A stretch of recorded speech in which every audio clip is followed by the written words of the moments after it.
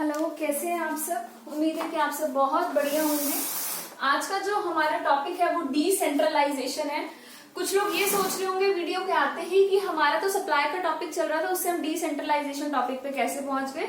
जी, supply वाला बिल्कुल मैं कंप्लीट करूंगी, उसकी मैंने 5-6 वीडियोस डाली हैं। मैंने उसमें आपको बोला है कि अगर आपको इसके ऊपर और वीडियोस चाहिए, कंप्लीट चैप्टर चाहिए, तो आप उस वीडियो के नीचे कमेंट कीजिए, बिल्कुल मिलेगा आपको, वो भी कंप्लीट चैप्टर मिलेगा। आज का हमारा जो टॉपिक है वो डिसेंट्रलाइजेशन के ऊपर है। डिसेंट्रलाइजेशन क्या होता है, ठीक है, कहाँ यूज होता है, उस हम पूरी चीज को पढ़ेंगे। बेसिकली वो स्टूडेंट जो मैनेजमेंट एंड कॉमर्स से है, ठीक है, उनका ये टॉपिक जो डिसेंट्रलाइजेशन है काफी इंपॉर्टेंट है। बेसिकली ये मैनेजमेंट और कॉमर्स दोनों में आता है, बट ये जो एक फील्ड है, ठीक है, कि हम किसके अंदर पढ़ते हैं, ये किस सब्जेक्ट में आता है, तो हमारे सब्जेक्ट का नाम मैनेजमेंट है, बिजनेस मैनेजमेंट है, ठीक है। उसके अंदर हमारा आता है डिसेंट्रलाइजेशन। तो डिसेंट्रलाइजेशन को पढ़ने से पहले हम इस वर्ड को 2 पार्ट में बांटेंगे, 2 टुकड़ों में बांटेंगे इस शब्द को, और फिर समझेंगे कि डिसेंट्रलाइजेशन का मतलब आखिरकार है क्या। तो जी देखते हैं, शुरू करते हैं। डिसेंट्रलाइजेशन, जब हम इसके 2 टुकड़े करेंगे, इसको जब हम 2 हिस्सों में बांटेंगे, तो वो जो 2 हिस्से हमें मिलेंगे वो कौन कौन से हैं हमारे। First one is D, the next one is centralization. उम्मीद है जी कि बोर्ड बिल्कुल क्लियर विजिबल होगा। मैं एक बार चेक भी कर लेती हूँ बोर्ड क्लियर है या नहीं है विजिबल। क्लियर है बोर्ड विजिबल आपको, और ये एरिया भी आ रहा है। तो डिसेंट्रलाइजेशन में डी का मतलब क्या है, देखिए डी का मतलब है, एक ऐसा वर्ड है डी, ठीक है, जिसके लगने पर वो ये इंडिकेट कर रहा है कि सेंट्रलाइजेशन अब नहीं रहा। डिसेंट्रलाइजेशन मींस एबॉलिश हो जाना, खत्म हो जाना किसका, सेंट्रलाइजेशन का।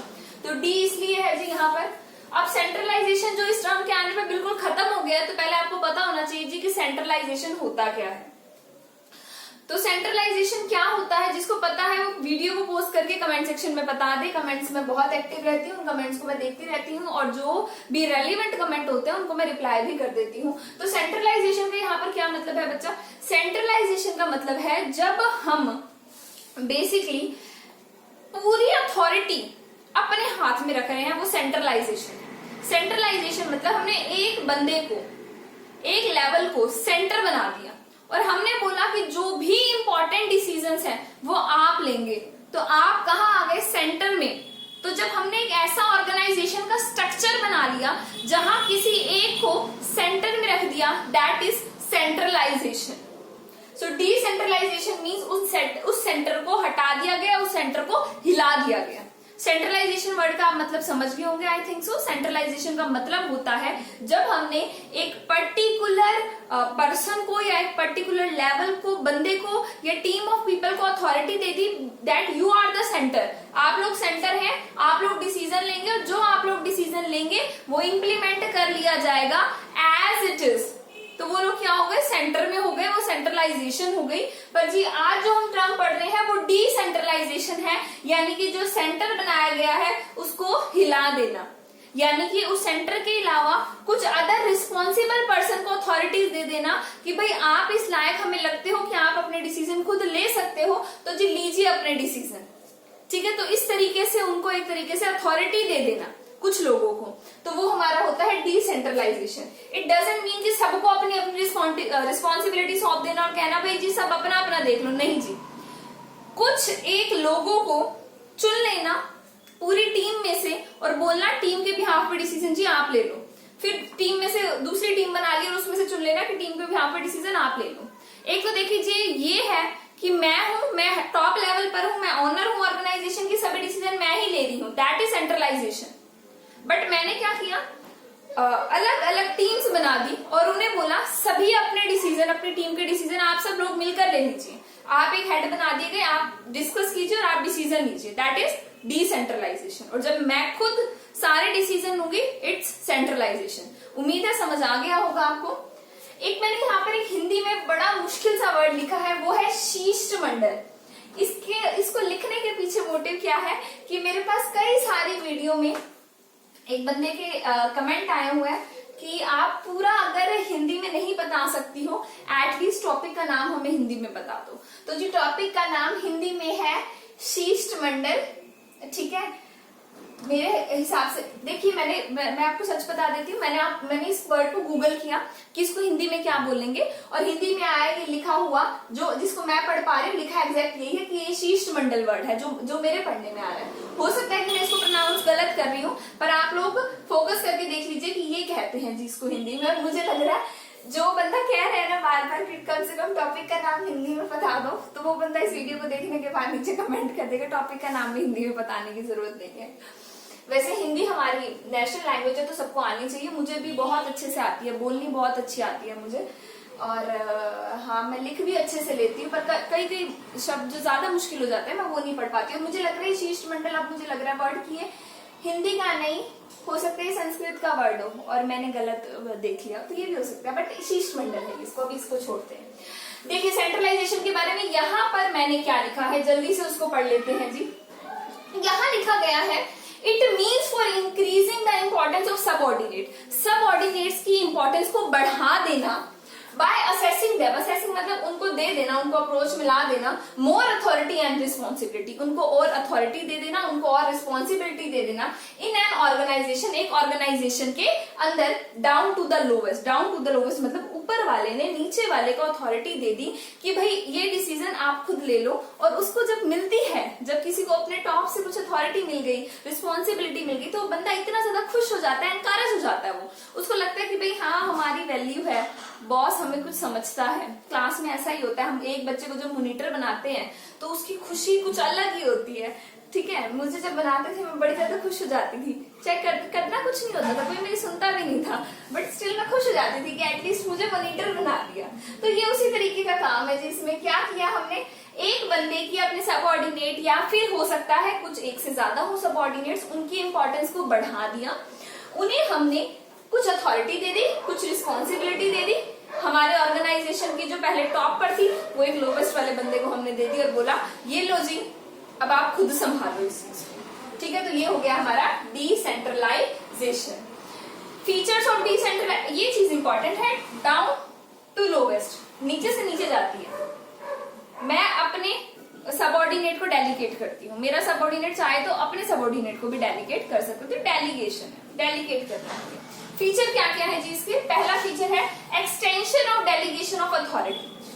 डेलीगेशन ऑफ अथॉरिटी क्या एक्सटेंशन है, कैसे एक्सटेंशन है, जब आप देखेंगे वीडियो डेलीगेशन ऑफ अथॉरिटी की वीडियो चैनल पर है, मैंने रिकॉर्ड कर दी है, आई थिंक मैंने चैनल पर भी नहीं डाली है, मैं डाल दूंगी डेलीगेशन ऑफ अथॉरिटी की भी video.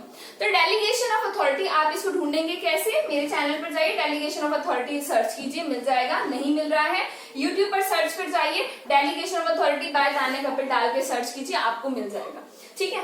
Extension of delegation of authority है, डेलीगेशन ऑफ अथॉरिटी से कुछ आगे बढ़ना है, means delegation of authority temporary basis पर होती है, एक पर्टिकुलर काम के लिए होती है, ठीक है। और जो हम अथॉरिटी देते हैं तो वो रिस्पॉन्सिबल नहीं बनते हैं बंदे, ठीक है, सॉरी अकाउंटेबल नहीं बनते हैं, पर यहाँ वो अकाउंटेबल भी बन जाएंगे आपके बंदे। आगे देखिए, increase role of subordinate, decentralization करने से सबऑर्डिनेट का रोल ऑर्गेनाइजेशन में बढ़ जाता है, उसकी इंपॉर्टेंस ऑर्गेनाइजेशन में बढ़ जाती है, एज लाइक मॉनिटर की इंपॉर्टेंस आपकी क्लास में बढ़ जाती है, उसी तरीके से हमारे सबऑर्डिनेट की इंपॉर्टेंस बढ़ जाती है। Next, reduce workload of manager.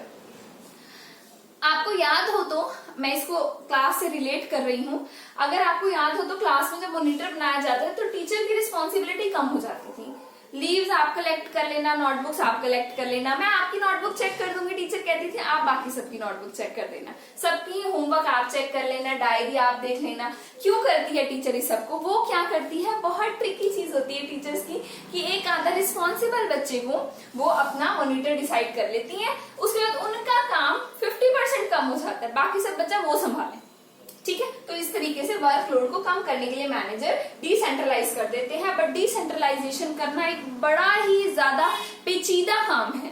पेचीदा मींस पेचीदा को क्या बोलेंगे, बड़ा टिपिकल काम है, इंग्लिश में बोल दिया जाए, हिंदी में बोल दिया जाए तो पेचीदा काम है, क्योंकि इसके अंदर क्या होता है, आपको बड़ा ज्यादा सोच समझ के किसी एक बंदे को रिस्पॉन्सिबिलिटी जिसको देनी है, पहली बात हम उसको एनालाइज अच्छे से करें, वो हमें लगे कि भाई इस लायक है बंदा कि ये कर सकता है, और उसको वो रिस्पॉन्सिबिलिटी डेलीगेट करने से बाकी जो आपकी वर्क फोर्स है उसकी जो मोटिवेशन लेवल है वो कम नहीं होना चाहिए, इस बात का भी आपको ध्यान रखना है। तो ये एक बड़ा पेचीदा काम है, बट स्टिल एक बार आप कर लेंगे, एक बार किसी को आप डेलीगेट कर देंगे तो उसके बाद कहीं ना कहीं आपका वर्कलोड कम हो जाएगा, आपके दिमाग से एक टेंशन उतर जाएगी। Next, decision are taken by those, बहुत इंपॉर्टेंट है जी।